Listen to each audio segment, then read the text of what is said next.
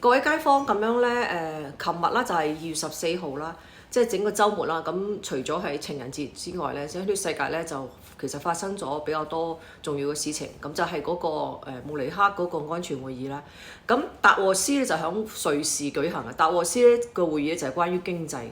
咁喺慕尼黑咧就關於全球嗰個安全嘅。咁樣咧喺週末嘅時候咧，呢個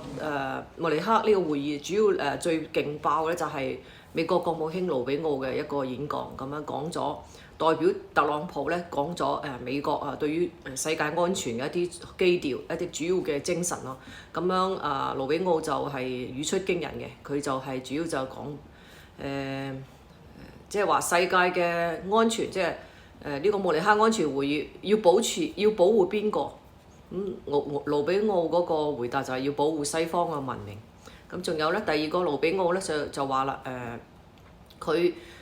即係話西方嘅佢要為即係話即係號召咧佢嗰啲歐洲嘅盟友就話我哋咧要為我哋優秀嘅祖先同埋佢哋創造嘅優秀嘅文明道歉嘅時代，向亞非拉人民道歉嘅時代就應該結束啦。我哋應該係非常自豪，毫不掩飾咁樣去 celebrate 去。即係去弘揚或者係弘揚即係佢哋白人西方白人祖先創造嘅文明同埋佢哋祖先嘅傳統。當然咧，仲要好即係毫不掩飾咁樣去為自己嘅血統即係自豪啦。咁第二個，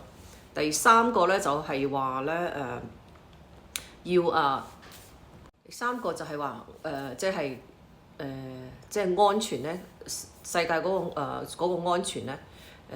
唔係淨係一個技術上嘅問題，即係點樣用技術去用咩方法去保護安全，最緊要係保護邊個嘅安全。咁如果西方嘅文明，即係盧比奧或者係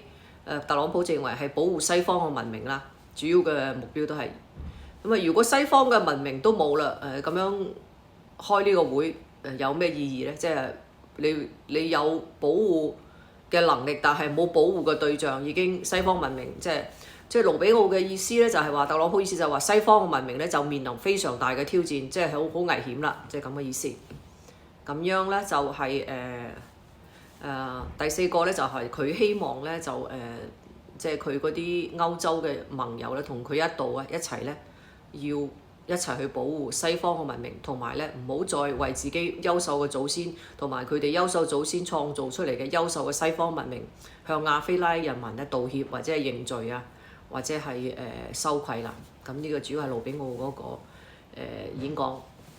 即係響週末，即係呢個週末